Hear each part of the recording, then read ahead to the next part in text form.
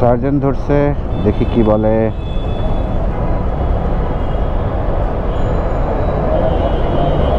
Uncle নেন।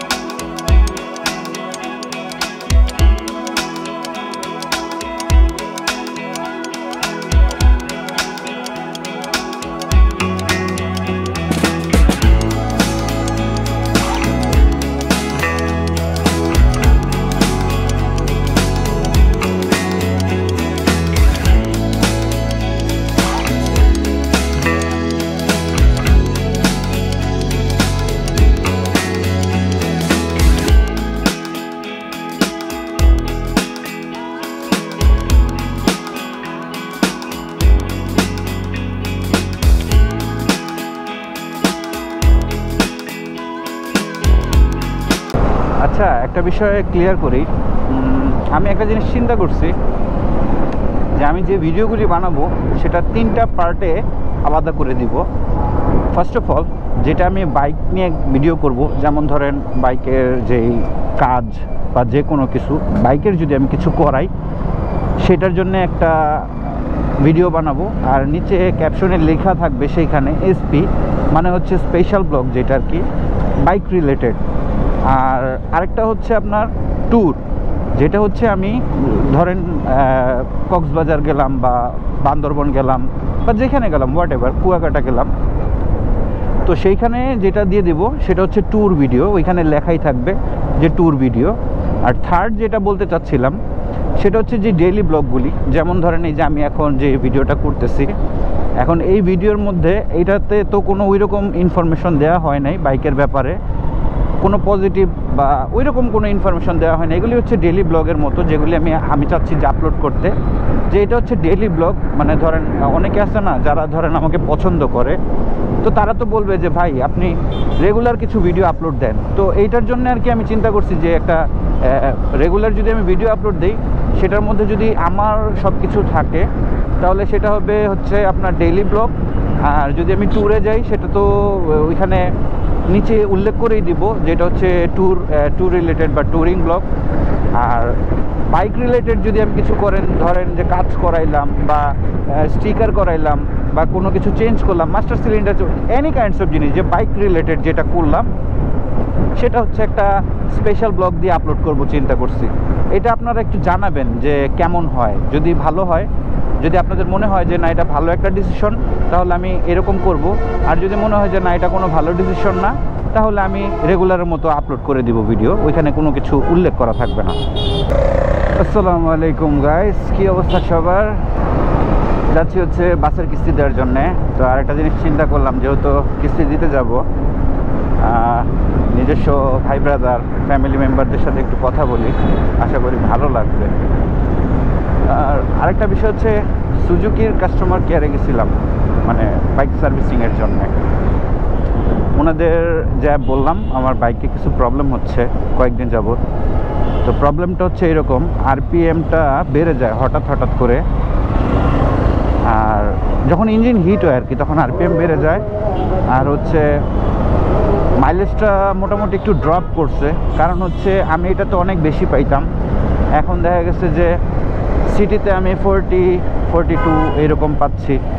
কিন্তু বিষয়টা হচ্ছে আপনারা অনেকেই হয়তো ভাববেন যে আমি মনে হয় মোটামুটি জিক্সার আন্দাজে অনেক ভালোই মাইলেজ পাইতেছি। বিষয়টা এরকম না। আমি হচ্ছে রাফ রাইডিং করি না, আর এটা আমি পছন্দও করি না। আমি গাড়ি স্লো ড্রাইভ করি, আর আমি মোটামুটি গাড়ি প্রেশার দিই না আর কি। নর্মালি অ্যাজ ইউজুয়াল যেরকম চালানো দরকার ওই রকমভাবেই চালাই। আমি হাইওয়েতে গেলেও কখনো প্রেশার দিই না বাইকের উপরে।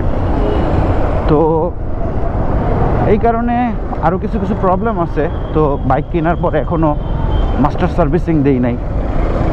আর মাস্টার সার্ভিসিং দিলে যা যা করতে হয় এটা আপনার বুঝতে হবে যে কি করতে হবে মাস্টার সার্ভিসিংয়ের জন্যে।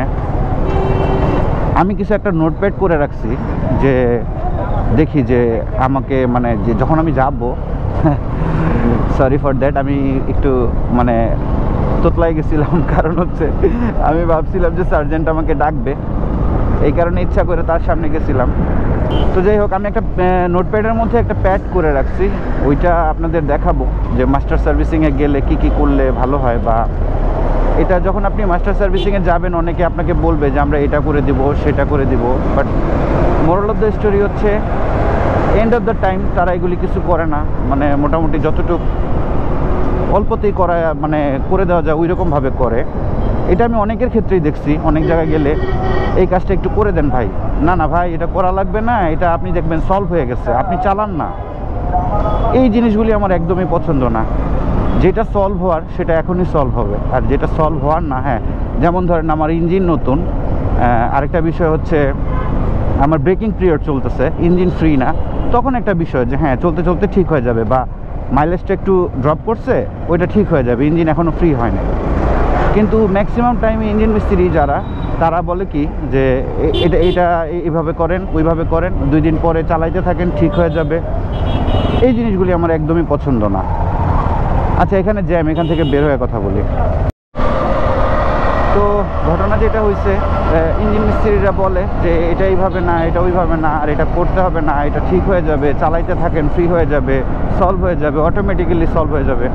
এগুলি আমার পছন্দ না, কারণ হচ্ছে কাজ করাইতে আসছি, কাজ তো করাবই। আর আরেকটা বিষয় হচ্ছে আমি তো অনেক কিছু লিখে রাখছি, যদি ধরেন আমি সার্ভিসিংয়ে যাইও, আমার ইচ্ছা আছে আমি মোটোডকে যাব, কিন্তু সবার ভিতরে না একটা বিজনেস জিনিসটা ঢুকে গেছে, বুঝতে পারছেন? তারা এতটাই মানে প্রফেশনাল, আমি আসলে কারো বদনাম করা উচিত না। আমি ফোন দিয়ে জিজ্ঞেস করছিলাম যে ভাই আমার হাতের ব্রেকটা একটু কম ধরতেছে, এই যে দেখেন প্রচুর ফ্লাই হাতে, অনেকখানি লিভার টেনে আনার পরে তারপরে যায় ব্রেক ধরে, মানে কাইন্ডস অফ ক্লাচের মতো।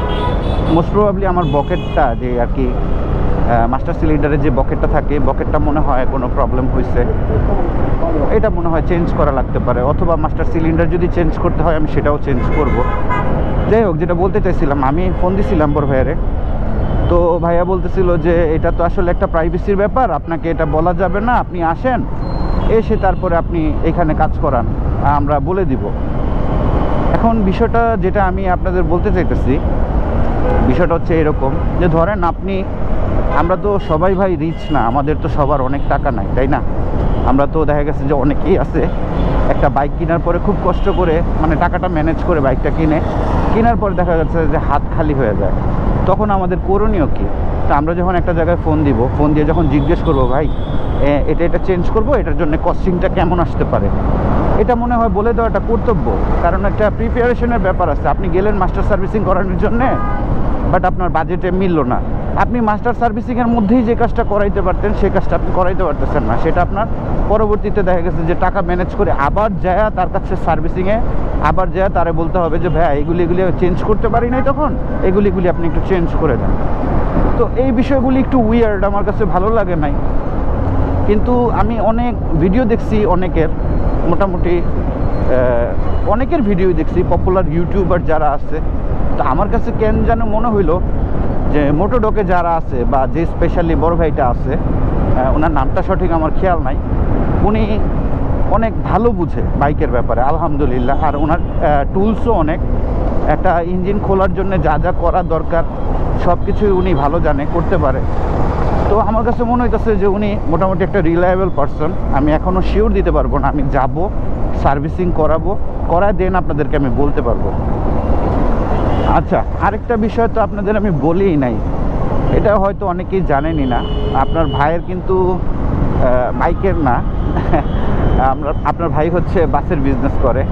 তো ওই জন্যেই আজকে যাচ্ছি বাইকের মানে বাসের কিস্তিটা দেওয়ার জন্যে। তো অনেকেই আবার জিজ্ঞেস করেন মাঝে মাঝে যে ভাইয়া আপনি কি করেন, মানে আপনার বিজনেস কি, অথবা কি করতেছেন এখন? আমার বিজনেস হচ্ছে ভাই, আমার বাসের বিজনেস। ঢাকা চট্টগ্রাম বাস চলে আমার, 2টা বাস আছে, 2টাই লোকাল, রিজার্ভ দেওয়া হয়। এই আর কি টুকিটাকি চলে যাচ্ছে আলহামদুলিল্লাহ। এটা নেওয়া হচ্ছিল বাসের পারপাসেই, মানে অনেক জায়গায় আমার রিজার্ভ পারপাসে যাইতে হয়, অনেক জায়গায় অনেক কিছু মানে অনেকের সাথে ডিট করতে হয়, সেক্ষেত্রে মানে পার্সোনাল একটা ভেহিকেল থাকাটা অনেক মানে জরুরি আমার যা মনে হইলো। আর আমি বাইক চালাই হচ্ছে 2007 থেকে। আমার কাছে মনে হয় যে আমি যথেষ্ট পরিমাণে এক্সপিরিয়েন্স আমার কাছে যা লাগে, যে আলহামদুলিল্লাহ আমি যা জানি আমার জন্যে যথেষ্ট। আপনারা অবশ্যই আমার থেকে অনেক ভালো জানেন, কিন্তু আমার কাছে মনে হয় যে আমার যা জানা আছে ততটুকু আমার জন্য এনাফ, মানে আলহামদুলিল্লাহ। আর কিছু চাওয়ার নাই বা শেখার নাই। আর আস্তে আস্তে তো শিখবই অনেক কিছু, মানে বলতে পারেন আলহামদুলিল্লাহ, অহংকারের কিছু নাই, আলহামদুলিল্লাহ এটাই বললাম। পরবর্তীতে যখন বাইকটা নিলাম, বাইকটা নেওয়ার পরে মনে হইলো যে আমি একটা গোপ্রো কিনি, কারণ হচ্ছে আমি অনেক জায়গায় যাই। আর ঈদের পরপর আমার অনেক জায়গায় যাওয়ার ইচ্ছা আছে। ঈদের আগে আমি নোয়াখালীও যাব, অনেক জায়গায় ট্যুরেও যাব। তো সেক্ষেত্রে চিন্তা করলাম যে বাইকের যে ব্লগগুলি আমার মোটামুটি পার্সোনালি আমার নিজের কাছে খুবই ভালো লাগে বাইকের ব্লগগুলি দেখতে। আর এই কারণে চিন্তা করলাম যে যখন আমি একসময় মানে বুড়ো হয়ে যাব, তখন যেন নিজের ভিডিওগুলি দেখা মানে বুঝাইতে পারি নিজেকে যে না, একসময় আমি করছি, আমি একসময় দেখতে এইরকম ছিলাম, আমার মেন্টালিটি এইরকম ছিল, আমি ছেলে হিসাবে এমন। তো এই কারণে ভিডিও করা, স্পেশালি বলতে পারেন আমার নিজের পারপাসেই ভিডিওগুলি করা। এখান থেকে বের হই। তো কথা বলতে বলতে চলে আসলাম মগবাজারে। ও ভালোই, যাই হোক, কথা বলতে বলতে চলে আসলাম মগবাজারে। আর সামনেই বিজয় সরণিতে যাব। বিজয় সরণি নাকি নাবিস্কু, হ্যাঁ হ্যাঁ নাবিস্কুতে যাব। ওইখানে র্যাঙ্কস মোটরস আছে আইচারের, সেখানেই যাব কিস্তির জন্যে। আপনারা যদি এখন পর্যন্ত ভিডিওটা দেখে থাকেন তাহলে সবার শেষ পর্যন্ত প্লিজ দয়া করে একটু ভিডিওটা দেখবেন, কারণ আমি ওইখানে একটা স্ক্রিনশট দিয়ে দিব।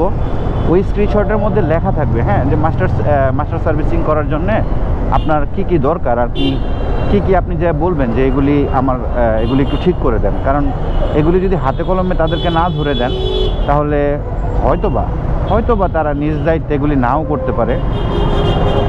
কারণ হচ্ছে ভাই, আপনারা তো জানেনই একটা মানে জায়গায় কতগুলি বাইক সার্ভিসিং করা হয় আর কতগুলি মানুষ থাকে, স্পেশালি তাদের তো দেখা গেছে যে হয়তো মাথা কাজ নাও করতে পারে, অথবা তারা কাজে একটু ঢিলামিও দিতে পারে। আচ্ছা ভালো কথা, একটা কথা তো বলাই হয় নাই, আপনার কি চোখ লজ্জা আছে? মানে এরকম কি হয় যে আপনি একটা কথা শুনছেন, আপনার কাছে ভালো লাগে নাই, কিন্তু আপনি চোখ লজ্জার কারণে কাউরে কিছু বলেন নাই বা তারই বলেন নাই? দেখেন, এটা হচ্ছে বোকামির কাজ। আমার কাছে যা মনে হয়, আমি অনেকেরই মানে অনেক কিছু বলার পরও মুখের উপরে কোনো উত্তর দিতে পারি নাই। তারা না সব কিছু আদায় করে নিছে, কিন্তু যদি আপনি বলে দিতে পারেন একটু চোখ লজ্জাটা বাদ দিয়ে যে না আমার এটা ঠিক হয় নাই, এটা আপনি ভালো করেন না, তাহলে দেখবেন সব কিছু না ঠিক হয়ে যাবে। আসলে কথা বলা উচিত, কিন্তু আছে কিছু কিছু জায়গা যে জায়গায় বলা যায় না, কিন্তু কিছু কিছু জায়গায় অ্যাটলিস্ট কিছু হইলেও বলাটা উচিত। তা না হলে আপনি বুঝবেন যে আপনি অনেক কিছু হারায় ফেলছেন, তারা অনেক খুশি আছে। আপনি একা একা বাসায় বসে কাঁদতেছেন, কিন্তু তারা খুশি আছে। তো কিছু একটা বলা উচিত। সার্জেন্ট ধরছে, দেখি কি বলে।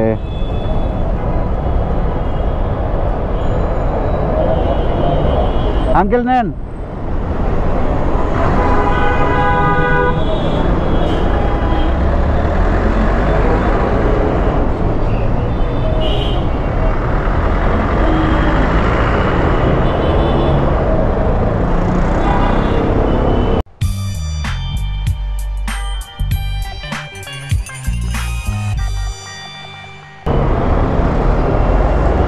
Thank you. আলহামদুলিল্লাহ এই যাত্রায় ছাড় পেয়ে গেলাম। আচ্ছা, যেটা বলতে চাইছিলাম, যদি ইয়াতে যান, মাস্টার সার্ভিস করাইতে যান, সর্বপ্রথম একটা জিনিস মাথায় রাখবেন, ওনাদের যেটা বলবেন যে মানে ভাইয়া যেগুলি চেঞ্জ করার দরকার নাই সেগুলি অযথা চেঞ্জ না করানোই ভালো। যেমন ঢুকার সাথে সাথেই একটা কথা সবাই বলে, আমি কিন্তু এটাকে কাউকে মিন করে বলতেছি না যে তারা কি বলছে, বা ডিরেক্ট মিন করে বলি না যে এই সার্ভিস সেন্টারে ওনারা এইরকম করছে, আমি এটা মিন করে বলতেছি না। আমি বিভিন্ন সার্ভিস পয়েন্টের কথা বলতেছি। হয়তোবা যদি আপনি এটা ফেস করে নাও থাকেন, অনেক মানুষ এটা ফেস করছে তারা বুঝে যে কতটা কষ্ট লাগে। অ্যাক্সেলেটর কেবল আর হচ্ছে আপনার ক্লাচ কেবল, এই দুইটা একেবারে কম্পালসারি, বুঝতে পারছেন? ঢুকার সাথে সাথেই বলে এই দুইটা চেঞ্জ করতে হবে। বাট আপনার কাছেও একটু বোঝা উচিত যে চেঞ্জ যে করবেন তা তো ঠিক আছে, বাট প্রবলেমটা কোথায়? অ্যাক্সেলেটর কি হার্ড হয়ে গেছে, না ক্লাচের যে কেবলটা সেটা হার্ড হয়ে গেছে? এগুলি একটু নিজে নিজে ঘাটাঘাটির চেষ্টা করবেন, কারণ আপনি যখন গাড়িটা চালাবেন তখন তো আপনি বুঝবেন যে ক্লাচ কেবলটা কি হার্ড কিনা, অ্যাক্সেলেটর কেবলটা কি হার্ড কিনা। আচ্ছা, যাই হোক, সেকেন্ড যে বিষয়, আপনার যদি এফআই হয়, মানে আমার এটা তো এফআই বাইক, যদি এফআই হয় ফুয়েল ইঞ্জেক্টরটা ক্লিন করাবেন, ট্যাঙ্কের ভিতরে যে পাম্পটা থাকে পাম্পটা ক্লিন করাবেন। তারপর হচ্ছে আপনার কি বলে, থ্রটল বডিটা ক্লিন করাবেন। এখান থেকে বের হয়ে কথা বলি। হ্যাঁ, কথা বলতে বলতে বামে চলে আসছিলাম, পরে দেখলাম যে ডানে যাওয়ার রাস্তা নাই। সার্জেন্টকে রিকোয়েস্ট করলাম যে ভাই আমি কথা তালে তালে বামে চলে আসছি, একটু যদি যেতে দিতেন। দিল না, উনি বললো ঘুরে আসেন। এটা হচ্ছে পেপার। এই যে এখন চা খাবো, চা খাওয়া দেন তারপর আবার কথা হচ্ছে।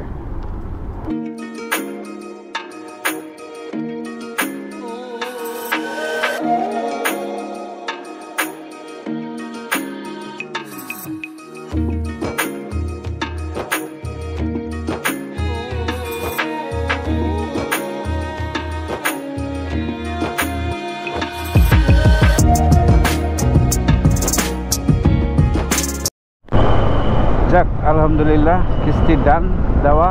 আর একটু টেনশনে আছি, কারণ হচ্ছে আমার কিস্তি হচ্ছে 34,800 টাকা।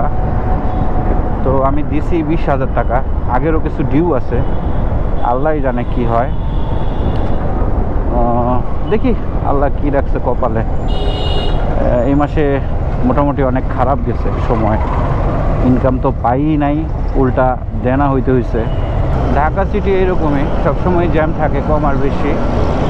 তো প্রথমে যেটা করবেন, আপনার অ্যাক্সেলেটর কেবল আর হচ্ছে ক্লাচ কেবল, এই দুইটা দেখবেন যে মানে সফট আছে কিনা। যদি দুইটা সফট থাকে তাহলে চেঞ্জ করার কোনো দরকার নাই। দেন হচ্ছে আপনার যদি কার্বোরেটর হয় তাহলে কার্বোরেটরটা ক্লিন করাবেন, আর যদি এফআই হয় তাহলে আপনার ফুয়েল ইঞ্জেক্টরটা ক্লিন করাবেন। দেন হচ্ছে আপনার যে ট্যাঙ্কের ভিতরে যে পাম্পটা থাকে সেই পাম্পটা ক্লিন করাবেন, এসি পাম্প যেটাকে বলা হয় আর কি, ওইটা করাবেন। তারপর হচ্ছে ট্যাপিডের সিম, যেটা আর কি, সিম দিয়ে ট্যাপিডটা ভালোভাবে মিলাবেন। ওনাকে বলবেন যে ট্যাপিডটা মিলাই দেওয়ার জন্য যদি সাউন্ড কোনো চেঞ্জ হয়, আর যদি সাউন্ড চেঞ্জ না থাকে তাহলে ওই জায়গায় হাত দেওয়ার কোনো দরকার নাই। থ্রটল বডিটা ক্লিন করাবেন। তারপরে হচ্ছে আপনার যে চেন স্পকেট থাকে, চেন স্পকেটটাকে মানে চেক করাবেন, চেন স্পকেটটা ঠিক আছে কিনা। তারপরে হচ্ছে আপনার মানে টুকিটাকি যেই জিনিস আপনার দরকার, আমি তো এখন মানে অনেক কিছুই মনে আসতেছে না, যেটা আমি লিখে দিব আর কি, স্ক্রিনশটে তো বলেই দিছিলাম যে এটা দিয়ে দিব। তো ওইগুলি আপনি দেখে দেখে ওনাকে বলবেন, আর অবশ্যই ওনাকে হাতে ধরে এই কাজগুলি করাবেন। কারণ হচ্ছে অনেকে আসলে এড়ায় যায়, এই কাজগুলি করতে চায় না। আর মাস্টার সার্ভিসিং কিন্তু কোনো নর্মাল বিষয় না ভাই, একেবারে আপনার যেই জায়গায় নিবে না সেই জায়গায় 1600 টাকা নিবে বা 1800 টাকা নিবে। তো আমার মনে হয় এগুলি আপনার মানে হাতে ধরে ধরে করায় নেওয়াটাই উচিত হবে। কারণ হচ্ছে আপনি এটার জন্য পে করতেছেন, এমন না যে আপনি ফ্রিতে বলতেছেন যে আমাকে এই কাজগুলি করে দেন। আমি যেই চার্টটা দিব ওই চার্টগুলি চেষ্টা করবেন লিখে রাখার জন্যে, কারণ হচ্ছে যখন যাবেন আপনি হয়তো বা আপনার মনেও না থাকতে পারে। আমি এগুলি মানে প্রথমবার যখন আমি গেছিলাম মাস্টার সার্ভিস করানোর জন্যে, তো ওইগুলি আমি লিখে রাখছিলাম।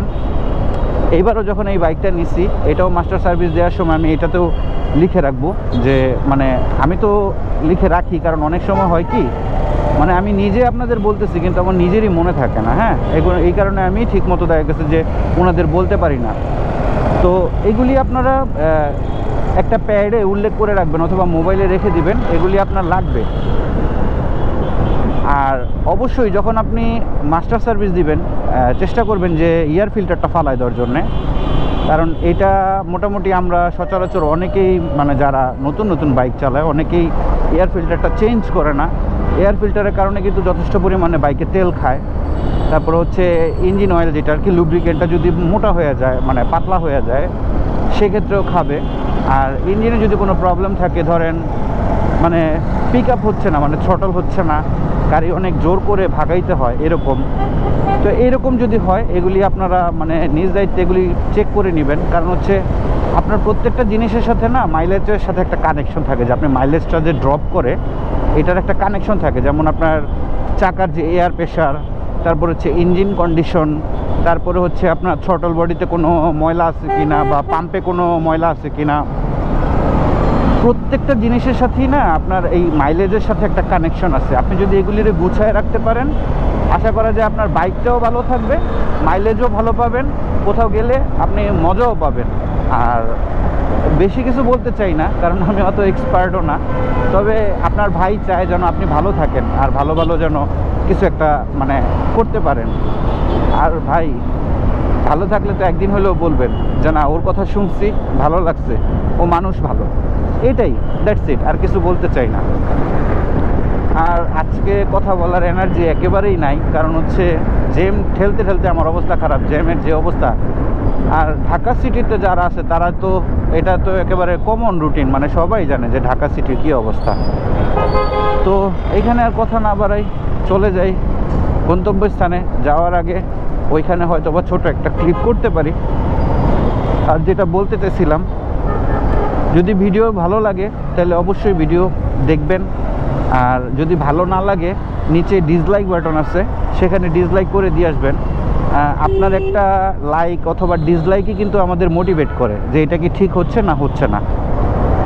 আর আশা করি সবাই ভালো থাকবেন, সবার জন্য দোয়া রইল। দেখা হচ্ছে একেবারে শেষের দিকে, আর ভিডিওটা কন্টিনিউ করতে পারবো না, শেষের দিকে একটুখানি করব। আল্লাহ হাফেজ, সবাইকে ভালো থাকবেন। আজকে ভাই প্রচুর জ্যাম ছিল, আজকে বৃহস্পতিবার বলে কথা, এনার্জি একেবারে নাই হয়ে গেছে। আর আমরা এখন ভিডিওর এন্ডিংয়ে আছি, যদিও ভিডিওটা শেষ করে দিব। আর আরেকটা বিষয় হচ্ছে আমি তো চা খাইছি, আমার বাইকের তো কিছু খাওয়াইতে হবে তাই না, এই কারণেই চিন্তা করতেছি ওরেও খাওয়াই।